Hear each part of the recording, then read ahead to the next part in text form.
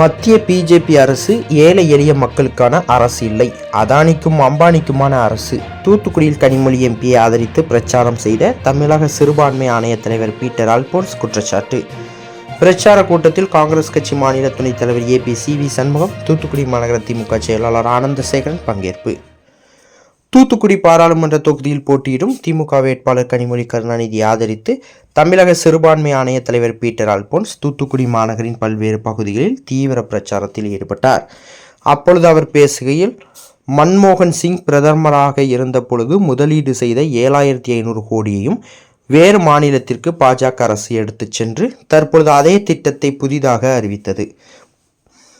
தூத்துக்குடியின் முகத்தையே மாற்றி அமைத்து விடுமாம் இந்த புதிய திட்டம். பல ஆண்டுகளுக்கு முன்பாக ஐக்கிய முற்போக்கு கூட்டணி ஆட்சியில் துவங்கி அதற்கு நிதியை ஒதுக்கியது. அந்த நிதியை 2 ஆண்டுகளில் இந்த துறைமுகம் எதுவும் செய்யாமல் வைத்திருந்து தூங்கி கொண்டிருந்த அந்த திட்டம் இப்பொழுது நடந்து முடிந்திருந்தால் இன்று தூத்துக்குடி துறைமுகம் பிரம்மாண்ட வளர்ச்சி அடைந்திருக்கும். தூத்துக்குடி நகரின் சரித்திரமே ஒரு புதிய சரித்திரமாக மாறியிருக்கும். இதையெல்லாம் நான் எதற்கு சொல்கின்றேன் என்று சொன்னால், இந்த அரசு நம்மை புறக்கணித்த அரசு, இந்த அரசு தமிழர்களை வஞ்சித்த அரசு.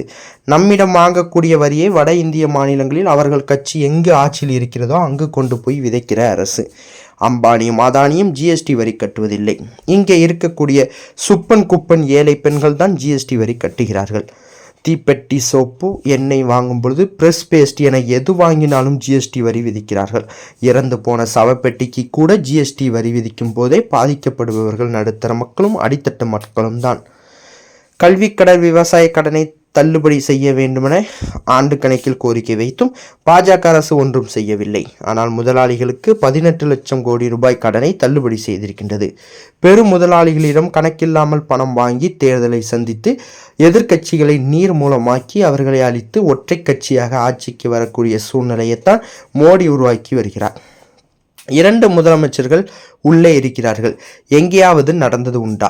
70 ஆண்டு காலத்தில் ஆட்சி அரசாங்கத்தில் இருக்கக்கூடிய முதலமைச்சர்கள் எந்த விதமான சாட்சியமும் இல்லாமல் கைது செய்ய முடியுமா? தமிழக அரசு போடக்கூடிய திட்டங்களை மறுக்கக்கூடிய ஆளுநர் கிண்டியில் இருந்து கொண்டு நமது வரி பணத்தில் வாழ்ந்து கொண்டு நமக்கு எதிராக இருப்பதை நாம் பார்க்கிறோம். இதையெல்லாம் நாம் சிந்தித்து பார்க்க வேண்டும். இந்த மத்திய அரசு யாருக்கான அரசு? ஏழை எளிய மக்களுக்கான அரசாங்கம் இல்லை, அதானிக்கும் அம்பானிக்குமான அரசு. அதானியும் அம்பானியும் இந்த 10 ஆண்டுகளிலே அதானி என்று சொல்லக்கூடியவர் ஒரு சாதாரண முதலாளியாக இருந்தவர். மோடி ஆட்சிக்கு வந்த பிறகு உலகத்தில் உள்ள பெரிய கோடீஸ்வரர்களில் 3வது இடத்தை பிடிக்கக்கூடிய அவர் பெரிய முதலாளியாக மாறியிருக்கிறார். அம்பானி என்பவர் ஒரு நாளைக்கு 3000 கோடி சம்பாதிக்கிறார். ஒரு நாளைக்கு 3000 கோடி. எல்லோரும் குஜராத்திகள் கடன் தள்ளுபடி செய்யப்பட்டவர்கள். யார் என்று விசாரித்தால் பல்லாயிரக்கணக்கான கோடி கடனை தள்ளுபடி செய்தது யாருக்கு விரல் விட்டு எண்ணிவிடலாம். சவால் விடுகின்றேன், குஜராத்தில் இருக்கக்கூடிய முதலாளிகளை தவிர வேறு யாருக்காவது கடன் தள்ளுபடி செய்யப்பட்டிருக்கின்றதா என்று அவர்கள் நிரூபிக்கட்டும். நாம் குற்றச்சாட்டுக்களை வாபஸ் வாங்கிறோம் என பீட்டர் அல்போன்ஸ் தூத்துக்குடியில் பேசினார்.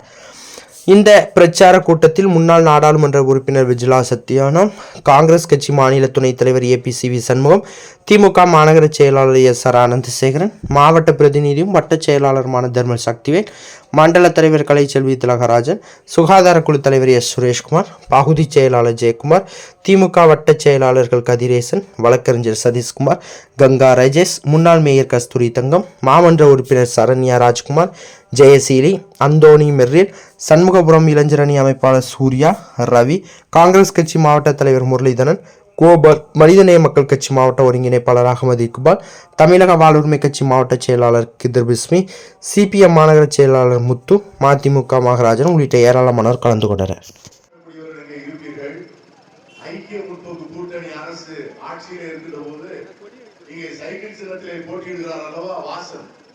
அவர் கப்பல் துறை அமைச்சராக இருக்கின்ற போது மன்மோகன் சிங் அரசு இந்த துறைமுகத்திற்கு, இந்த அவுட்டர் ஹார்பர் என்று சொல்லக்கூடிய வெளி துறைமுகம் திட்டத்திற்கு 14,000 கோடி கொடுத்து ஒரு மதிப்பீடு தயார் செய்தோம். 14,000 கோடி செலவீட்டிலே செயல்பட வேண்டிய திட்டத்திற்கு 7,500 கோடி ரூபாயை அன்றைக்கு இருந்த மன்மோகன் சிங் அரசு தூத்துக்குடி துறைமுகத்தின் கணக்குக்கு அனுப்பி வைத்தது. யாராவது சந்தேகம் வந்தால் துறைமுகத்தின் கணக்கை நீங்கள் சரிபார்த்துக் கொள்ளுங்கள். 7,500 கோடி ரூபாயை வாங்கி 2 ஆண்டுகள் அப்படியே வைத்திருந்த துறைமுகம் மோடி அரசு வந்த உடனே அந்த 7,500 கோடி ரூபாய்களையும் இங்கே இருந்து எடுத்து சென்று வேறு ஏதோ ஒரு மாநிலத்திற்கு அனுப்பிவிட்டு இந்த 10 ஆண்டுகளாக அந்த திட்டத்தில் எந்த நடவடிக்கையும் எடுக்காமல் காலம் போன கடைசியிலே இப்பொழுது அந்த திட்டத்தை புதிதாக அறிவித்தது போல பேட்டியிலே பேசுகிறார் நம்முடைய பிரதமர். தூத்துக்குடியினுடைய முகத்தையே மாற்றி அமைத்து விடுமா இந்த புதிய திட்டம். இந்த புதிய திட்டம் 10 ஆண்டுகளுக்கு முன்னால் ஐக்கிய முற்போக்கு கூட்டணி அரசு துவங்கி அவர்கள் அதற்கு நிதி ஒதுக்கி அந்த நிதியை 2 ஆண்டுகள் இந்த துறைமுகம் ஏதும் செய்யாமல் வைத்திருந்து தூங்க செய்த அந்த திட்டம் இதுக்குள் நடந்து முடிந்திருந்தால் இன்னைக்கு தூத்துக்குடி துறைமுகத்தினுடைய வளர்ச்சியே பிரம்மாண்டமான வளர்ச்சியாக இருந்திருக்கும். தூத்துக்குடி நகரினுடைய சரித்திரமே ஒரு புதிய சரித்திரமாக மாறியது. இதையெல்லாம் நான் எதற்கு சொல்கிறேன் என்று சொன்னால், இந்த அரசு நம்மை புறக்கணித்த அரசு, இந்த அரசு தமிழர்களை வஞ்சித்த அரசு, இந்த அரசு நம்மிடம் வாங்குகின்ற வரியை கொண்டு போய் வட இந்திய மாநிலங்களிலே அவர்கள் கட்சி எங்கே ஆட்சியில் இருக்கிறதோ அங்கே கொண்டு போய் விதைக்கிற வரி. யார் கட்டுகிற வரி? சாதாரண மக்கள் கட்டுகிற வரி. அந்த மாதம் 1,78,000 கோடி ரூபாய் ஜிஎஸ்டியாக வந்திருக்கிறது. ஜிஎஸ்டி வரி யார் கட்டுகிறார்? அம்பானியும் அதானியும் ஜிஎஸ்டி வரி கட்டுவதில்லை. ஆனால் இங்க இருக்கின்ற குப்பனும் சுப்பனும் இங்க இருக்கின்ற ஏழை பெண்களும் தான் தீப்பெட்டி வாங்குகின்ற போது, சோப் வாங்குகின்ற போது, தலைக்கு தேய்க்கிற எண்ணெய் வாங்குகின்ற போது, உடுத்துகிற சேலை வாங்குகின்ற போது, போடுகிற பிளவுஸ் வாங்குகின்ற போது, காலில் போடுகிற செருப்பு வாங்குகின்ற போது, பல்தைக்கின்ற பிரஷ், பல்தைக்கின்ற டூத் பேஸ்ட், ஏன் குழந்தைக்குள்ள பால் பவுடர், இறந்து போனால் சமப்பட்டி, இவ்வளவுக்கும் வரி கட்டுகின்றவர்கள் அடித்தட்டு மக்களும் நடுத்தட்டு மக்களும் தான். ஆனால் அவர்களிடம் வாங்குகிற வரியை அந்த மக்களுக்கு திரும்ப கொடுக்காமல் அந்த வரியால் கொழுந்து போன அரசாங்கம் அந்த வரி பணத்தை கொண்டு போய் பெரும் முதலாளிகளுக்காக செலவிடுகிறது. இந்த நாட்டிலே கடன் தள்ளுபடி வேண்டும் என்று கேட்டோம். விவசாயிகள் கடன் தள்ளுபடி வேண்டும் என்று கேட்டார்கள். ஐக்கிய முற்போக்கு கூட்டணி அரசு 70,000 கோடி ரூபாயை கடன் தள்ளுபடி செய்தது. உங்களுக்கு எல்லாம் நினைவிலே வர வேண்டும். 70,000 கோடி விவசாயிகளுடைய கடனை தள்ளுபடி செய்தது. கல்வி கடனை தள்ளுபடி செய்ய வேண்டும் என்று கேட்டது. நம்முடைய ஐக்கிய முற்போக்கு கூட்டணி அரசு மாணவர்களுக்கான கல்வி கடனை தள்ளுபடி செய்தது. இங்கு 10 ஆண்டுகள் மோடியிடம் ஒவ்வொரு ஆண்டும் கேட்கிறோம், ஒவ்வொரு முறையும் கோரிக்கை வைக்கிறோம். ஒரு ஆண்டு முழுவதும் விவசாயிகள் மன்றாடினார்கள், எங்கள் கடனை தள்ளுபடி செய்யுங்கள். கடன் சுமையால் தற்கொலை செய்து கொள்வது ஏறக்குறைய 1.5 லட்சம் பேர் தற்கொலை செய்து கொண்டிருக்கிறார்கள். இந்த கடனை தள்ளுபடி செய்யுங்கள் என்று சொன்னார். அதை மறுத்த இந்த நரேந்திர மோடி அரசு பெரும் முதலாளிகளுக்கு 18 லட்சம் கோடி ரூபாய்களை தள்ளுபடி செய்தது. 1 ரூபாய் 2 ரூபாய் அல்ல, 18 லட்சம் கோடி ரூபாய்களை தள்ளுபடி செய்தது. பெரும் முதலாளிகளிடம் கணக்கில்லாமல் பணம் வாங்கி அந்த பணத்தை வைத்து தேர்தலை சந்தித்து எதிர்கட்சிகளை நிர்மூலமாக்கி அவர்களை முழுமையாக அழித்து இந்த நாட்டில் ஒற்றை கட்சியை ஆட்சிக்கு கொண்டு வருவதற்கு திட்டமிடுகிறார் நரேந்திர மோடி. 2 முதலமைச்சர்கள் உள்ளே இருக்கிறார். என்னைக்காவது நடந்ததுண்டா? 70 ஆண்டு காலத்திலே ஆட்சி அரசாங்கத்திலே இருந்த 2 முதலமைச்சர்கள் எந்த விதமான சாட்சியம் இல்லாமல், எந்த விதமான பணமும், எந்த விதமான தடயங்களும் கைப்பற்றப்படாத சூழ்நிலையில 2 முதலமைச்சர்களை உள்ளே அழைத்து வைத்து ஒரு முதலமைச்சர் சிறைக்குள்ளே இருந்து நான் ஆட்சி நடத்துவேன் என்று சவால் விடக்கூடிய அளவுக்கு மற்ற மாநிலத்தில் மற்ற கட்சிகள் ஆளுகிற மாநில அரசுகளை மிரட்டுகிற ஒரு அரசு, தேர்ந்தெடுக்கப்பட்ட ஒரு அரசு, சட்டமன்றத்திலே பெரும்பான்மை உள்ள ஒரு அரசு, திராவிட மாடல் அரசு என்று நாம் பெருமையோடு சொல்லிக் கொள்கிற நம் தளபதி ஸ்டாலின் அவர்கள் தலைமையை அமர்ந்திருக்கிற அரசை, அவர்கள் போடுகின்ற திட்டங்களை, அவர்கள் செய்கின்ற தீர்மானங்களை, அவர்கள் போடுகின்ற நியமனங்களை அனுமதிக்க மறுக்கின்ற ஒரு ஆளுநர் இந்தியிலே உட்கார்ந்து கொண்டு நம்முடைய பணத்தில், நம்முடைய வரி பணத்தில் உல்லாசம் அனுபவிக்கின்ற அவர் நமக்கே பெரும் சதியாக இருப்பதை பார்க்கிறோம். இதையெல்லாம் நீங்கள் தயவு செய்து சிந்தித்து பார்க்க வேண்டும். இந்த அரசு யாருக்கான அரசு? ஏழை எளிய மக்களுக்கான அரசா? அதானிக்கும் அம்பானிக்குமான அரசா? அதானியும் அம்பானியும் இந்த 10 ஆண்டுகளிலே, அதானி என்று சொல்லக்கூடக்கூடியவர் ஒரு சாதாரண முதலாளியாக இருந்தவர், மோடி ஆட்சிக்கு வந்த பிறகு உலகத்தினுடைய பெரிய கோடீஸ்வரர்களிலே 3வது இடத்தை பிடிக்கக்கூடிய அளவுக்கு பெரும் முதலாளியாக மாறியிருக்கிறார். அம்பானி என்பவர் ஒரு நாளைக்கு 3000 கோடி சம்பாதிக்கிறார். ஒரு நாளைக்கு 3000 கோடி. இவர்கள் எல்லோரும் குஜராத்திகள். கடன் தள்ளுபடி செய்யப்பட்டவர்கள் யார் என்று நீங்கள் விசாரிக்க வேண்டாம். பல்லாயிரக்கணக்கான கோடி கடனை தள்ளுபடி செய்தது யாருக்கு? என் அருமை நண்பர்களே, நான் விரல் விட்டு சவால் விடுகிறேன். பாஜக சார்பிலே நிற்கின்றவர்கள், அண்ணா திராவிட முன்னேற்ற கழகத்தின் சார்பில் நிற்கின்றவர்கள் சொல்லுங்கள், குஜராத்தை சார்ந்த முதலாளிகளை தவிர வேறு யாருக்காவது கடன் தள்ளுபடி செய்யப்பட்டிருக்கிறது என்று அவர்கள் நிரூபிக்கட்டும். நாம் குற்றச்சாட்டுகளை வாபஸ் வாங்கிக் கொள்ளும். தூத்துக்குடியில் எவ்வளவோ பெரும் முதலாளிகள் இருக்கிறார்கள், பெரிய வியாபாரிகள் இருக்கிறார்கள், நஷ்டப்பட்டு இருக்கிறார்கள், தொழில் முடங்கி போயிருக்கிறது. அவர்களுக்கெல்லாம் கடன் சலுகை கிடைத்திருக்கிறதா என்று அந்த முதலாளிகளை கேளுங்கள். ஒரு 10 ரூபாய் கடனுக்கு 20 பேப்பர்கள் கையெழுத்து வாங்குகிற நம்முடைய நடைமுறை. பல லட்சம் கோடிகளை அள்ளி கொடுத்து விட்டு கடன் வாங்கி வெளிநாடுகளிலே போய் ஒளிந்திருக்கிற முதலாளிகள் மீது எந்த நடவடிக்கையும் இல்லையே. 10 ஆண்டுகள் ஆன பிறகும் கடன் வாங்கி சென்ற மல்லையா திரும்ப வந்திருக்கிறாரா? நீரவ் மோடி திரும்ப வந்திருக்கிறாரா? இந்த ஜோக்சி என்று சொன்னவர் திரும்ப வந்திருக்கிறாரா? எத்தனை முதலாளிகள், குஜராத்தி முதலாளிகள் பல்லாயிரக்கணக்கான கடன்களை வாங்கிவிட்டு வெளிநாடு போயிருக்கிறார்களே. 10 ஆண்டுகள் ஒருவரை கூட குறித்து வராத மோடி அரசு எதற்காக 56 இன்ச்சு மார்பு என்று சொல்லுகிறது? 56 இன்ச்சு மார்பு என்று சொல்லுகின்றவர் சீனா வந்து அருணாச்சல பிரதேசத்தில் உட்கார்ந்து இருக்கிறதே, அதை கட்டி கேட்கக்கூடிய தைரியமும் புரிச்சலும் இல்லாத நம்முடைய பிரதமர் 50 ஆண்டுகளுக்கு முன்னால் நடைபெற்ற கட்சத்தீவை பற்றி பேசுகிறார். இதுவரை ஏதாவது பேசியிருக்கிறாரா? இதுவரை கட்சி நடவடிக்கை எடுத்திருக்கிறாரா? நம்முடைய முதலமைச்சர் நேராக சந்தித்து மனு கொடுத்தாரே, கட்சத்தீவை மீட்டுக் கொடுங்க என்று சொல்லி ஏதாவது செய்தாரா? இந்திரா காந்தி கொடுத்து விட்டார் என்று குற்றம் சாட்டுகிறார். இந்திரா காந்தி சும்மாவா கொடுத்தார்? 25 லட்சம் சதுர மைல் இடத்தை உங்கள் தூத்துக்குடிக்கு பக்கத்திலே உள்ள மணல் மேட்டை வாங்கி கொண்டுதான் 1.5 ஏக்கர் அந்த கட்சத்தீவு அவர்களுக்கு போனது. அதுதான் எக்ஸ்சேஞ்ச். ஆனால் கட்சத்தீவை மீட்க வேண்டும் என்பதே எங்களுக்கு மாற்று கருத்து இல்லை. இந்த மோடி அவர்கள் இன்று 111 இடங்களை வங்கதேசத்துக்கு கொடுத்திருக்கிறார் போன ஆண்டு. அந்த 111 இடங்களை கொடுக்கக்கூடாது என்று மாநில அரசு நடித்தது. அதை செய்தாரா? இந்த மோடி அவர்களுக்கு எல்லாமே அரசியல், எல்லாமே வாக்குறுதி. நான் உங்களை நினைவூட்டுகிறேன், ஒரு 2017-18 இந்த பண மதிப்பு இழப்பு நடவடிக்கை என்று சொல்லி 500 ரூபாய் 1000 ரூபாய் செல்லாத நோட்டாக்கினாரே. தாய்மார்களுடைய முடிச்சிலே இந்த பணம் கூட செல்லாத பணமாக மாறிப்போனது. பல்வேறு கணக்குகளிலே டிஜிட்டல் டிரான்சாக்சன் என்று சொல்லி வங்கிகளிலே வந்து பண பரிமாற்றத்தை டிஜிட்டல் மயமாக்குகிறேன் என்று சொல்லி, முந்துரா கணக்குகள் என்று சொல்லி, தாய்மார்களுக்கு வங்கி கணக்கு ஆரம்பிக்கிறேன் என்று சொல்லி பல்லாயிரக்கணக்கான கணக்குகளை துவங்கி என்ன நடந்தது என்று சொன்னால், மினிமம் பேலன்ஸ், குறைந்தபட்ச சேமிப்பு இல்லை என்று சொல்லி 24,000 கோடி ரூபாயை இந்த அப்பாவி தாய்மார்களிடமிருந்து திருடிக் கொண்டார். பெரும் முதலாளிகளுக்கு வங்கியினுடைய சேமிப்புகளை கொள்ளையாக திறந்து விடுதல், அப்பாவி மக்களுடைய சேமிப்பை கொள்ளையிடுதல். நான் கேட்கிறேன், சேவிங்ஸ் பேங்க் அக்கவுண்ட்ல 3 முறைக்கு மேல் பணம் எடுக்க முடியாது.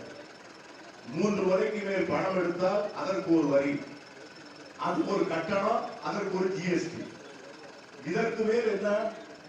நீங்க வந்து ஏடிஎம்ல போய் பணம் எடுத்தால் அந்த ஏடிஎம்ல பணம் எடுப்பதற்கு கட்டணம். இப்படி கொள்ளையெடுத்த பணம் மட்டும் 35,000 கோடி கடந்த ஆண்டுகள். ஏடிஎம்ல வந்து அம்பானியா பணம் எடுக்கிறார், ஏடிஎம்ல வந்து அதானியா பணம் எடுக்கிறார். நம்முடைய பையன் கல்லூரியில படிக்கிறான், பணம் அனுப்புறோம், ஏடிஎம்ல எடுக்கிறான். ஒரு பெண் வந்து வெளிநாட்டில் இருக்கிறார், வெளியூர்ல இருக்கிறார், அவர் தாய் அனுப்புகிறார், அவள் பணத்தை எடுக்கிறார். இப்படிலாம் எடுத்த நாட்கள் போய் அவர்கள் எவ்வளவு மகிழ்ச்சியாக வங்கிகளிலே சேமிப்பு செய்த காலம் போய் நம்முடைய சேமிப்புகளை எல்லாம் பெரு முதலாளிகளுக்கு அள்ளி கொடுத்து விட்டு நம்மை இன்று நம்முடைய செல்வத்தை, நம்முடைய வளமையை, நம் மாநிலத்தினுடைய செழுமையை, நம்முடைய வரிப்பணத்தை கொள்ளை கொடுக்கின்ற ஒரு அரசு தான். ஆகவேதான் நாம் கேட்டோம். நம்முடைய முதலமைச்சர் மீண்டும் மீண்டும் சொல்கிறார், கேள்விகள் 3-4 கேள்விகளை வைக்கிறார். பிரதமர் 5 முறை வருகிறார்.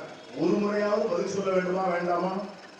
ஒரு மாநிலத்துடைய முதலமைச்சர் கேட்கிறார் அல்லவா, பிரதமரை பார்த்து கேட்கிறார், பிரதமரே நீங்கள் 10 ஆண்டுகள் பதவியில் இருந்தீர்களே, என் மாநிலத்திற்கு என்ன செய்தீர்கள் என்று சொல்லுங்கள். ஐக்கிய முற்போக்கு கூட்டணி அரசு பதவியில் இருந்தது. 10 ஆண்டுகள் கழித்து அவர்கள் சொல்லுகிறார்கள், நாங்கள் மகாத்மா காந்தி ஊரக வேலை வாய்ப்பு திட்டத்தை உருவாக்கினோம், தகவல் அறியும் உரிமை சட்டத்தை உண்டாக்கினோம், ரைட் டு ஃபுட் என்று சொல்லக்கூடிய உணவுக்கு பாதுகாப்பு கொடுத்தோம், கல்விக்கு பாதுகாப்பு கொடுத்தோம், இங்க இருக்கிற திருவாரூரிலே மத்திய பல்கலைக்கழகத்தை கொண்டு வந்தோம், இங்க இருக்கிற பெரிய நகரங்களிலே 4 வழி சாலைகளை உருவாக்கினோம், கத்திப்பாரா போன்ற இடங்களிலே பெரிய பிளைஓவர்கள் கட்டினோம், தமிழை செம்மொழி ஆக்கினோம், செம்மொழி மையத்தை உருவாக்கினோம். இப்படி எல்லாம் வரிசைப்படுத்தி சொல்லிக்கொண்டே இருக்கிறோமே, நீ ஒன்றை சொல், ஏதாவது ஒரு காரியத்தை சொல், தமிழ்நாட்டுக்கு நீ செய்ததை என்று கேட்கிறார். இதுவரை சொல்லவில்லை. நான் 1 ரூபாய் வரி கட்டினால் நீ 24 பைசா எனக்கு திரும்ப கொடுக்கிறார். தமிழ்நாட்டுக்காரன் தமிழன் 1 ரூபாய் கட்டினால் 24 பைசா கொடுக்கிறார்.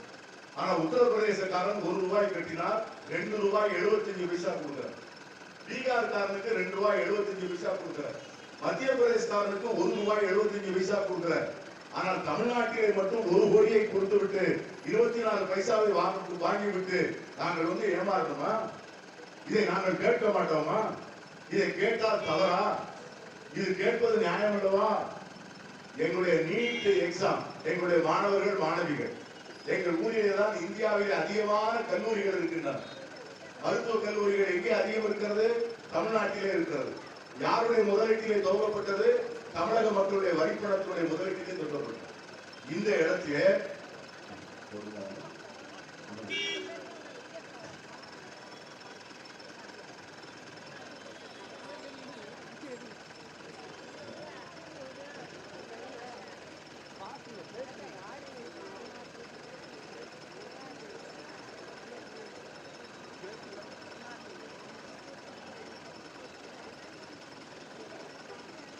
ஒரு நாட்டில் ஒரு அரசாங்கம் எப்படி நடக்கிறது என்றால், ஒரு நாட்டில் பாராளுமன்ற ஜனநாயகம் எப்பொழுது வெற்றி பெறும் என்று சொன்னால், நமக்கு தேர்தலின் மீது நமக்கு நம்பிக்கை இருக்கிறது. இந்த தேர்தல் முறையாக நடக்கிறது என்று நாம் எதுவரை நம்புகிறோமோ அதுவரைதான் பாராளுமன்ற ஜனநாயகம். தேர்தல் முறைகளின் மீது நமக்கு நம்பிக்கை இல்லை என்று வைத்துக் கொள்ளுங்கள்.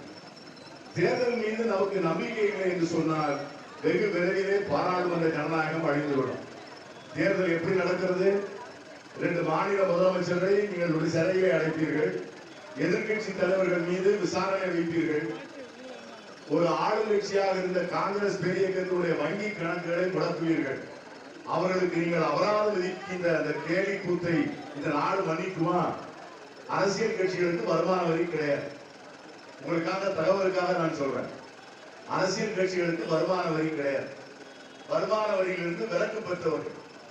வருமான வரி விலக்கு பெற்ற ஒரு கட்சி வருமான வரியை தாக்கல் செய்வதற்கு ஒரு 15 நாட்கள் காலதாமதமாகிவிட்டது என்பதற்காக அதற்கு எத்தனை கோடி ரூபாய் அபராதம் தெரியுமா? 1400 கோடி ரூபாய் அபராதம். அது ஒரு வருடத்திற்கு.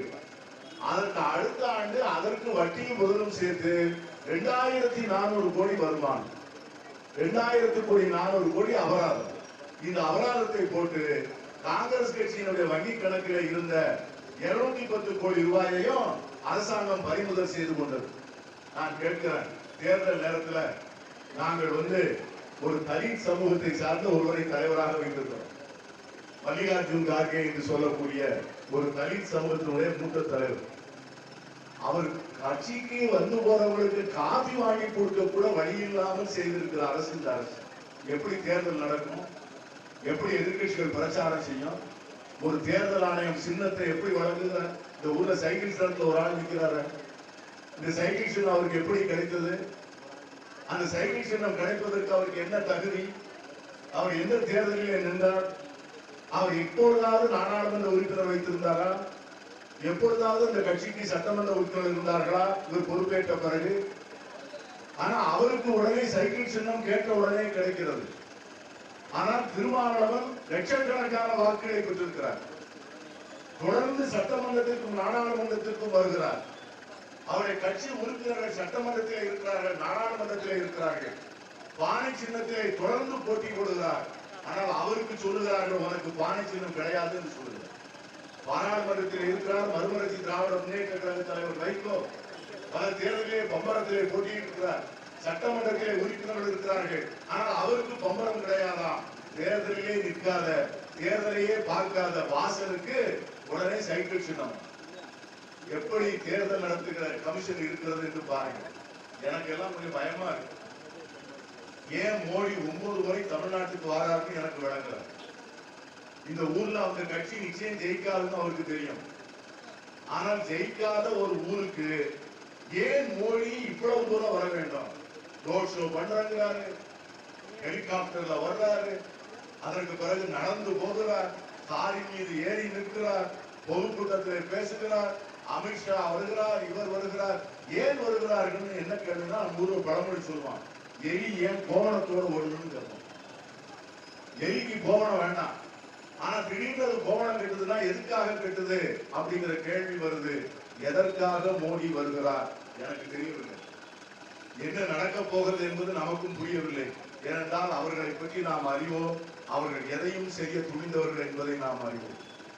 ஆகவே அப்படிப்பட்டவர்களோடு போரிடுகிறோம், அப்படிப்பட்டவர்களோடு ஜனநாயக யுத்தம் செய்கிறோம். இந்த மண்ணில் மீண்டும் ஜனநாயகத்தை வாழ வைக்க வேண்டும் என்கிற உணர்வோடு தான் இங்கே வந்திருக்கிறோம். ஒரு அரசியல் கட்சி தேர்தல் பிரச்சாரம் நடத்தி முழு நேரமாக மக்கள் மத்தியிலே பிரச்சாரம் செய்து வாக்காளர்களை அணுகி ஒரு சுதந்திரமான தேர்தல் நடத்துவது இது கடைசியாக நின்றுவிடக் கூடாது. நண்பர்களே, 5 நாடுகளுக்கு ஒரு முறை தேர்தல் நடக்க வேண்டும். தேர்தல் என்று ஒன்று இல்லை என்று சொன்னால் அதிகாரத்தில் இருப்பவர்களுக்கு பயமே இருக்காது. இன்னைக்கு ரஷ்யாவிலே இருக்கின்ற சர்வதிகாரிகளுக்கு பயமில்லை, சீனாவிலே இருக்கின்ற சர்வதிகாரிகளுக்கு பயமில்லை, ஆப்பிரிக்க நாடுகளிலே இருக்கின்ற சர்வதிகாரிகளுக்கு பயமில்லை. ஏனென்றால் அவர்கள் தேர்தலை சந்திப்பதில்லை.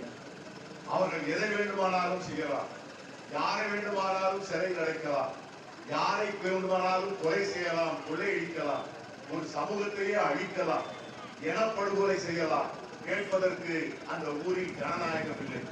அதே நிலைமை இந்தியாவுக்கு வந்துவிடக் கூடாது என்று நான் எச்சரிக்க ஆசைப்படுகிறேன். ஒடுக்கப்பட்டவர்கள், நசுக்கப்பட்டவர்கள், தாழ்த்தப்பட்டவர்கள், பட்டியலின மக்கள், மலைவாழ்கள், சிறுபான்மையினர், இளைஞர்கள், பெண்கள் என்று ஒவ்வொரு தரப்பினருக்கும் உரிமைகளை பெற்று ஒரு ஜனநாயக சோசியலிச குடியரசாக நாம் வளர்த்து வைத்திருக்கிறோம். இந்த ஜனநாயக சோசியலிச குடியரசு தொடர வேண்டும் என்று சொன்னால் இந்த இந்தியா கூட்டணி வெற்றி பெற வேண்டும். உங்கள் நாடாளுமன்ற உறுப்பினரை பொறுத்தவரை நான் சொல்லி வாக்கு கேட்க வேண்டிய அவசியம் இல்லை.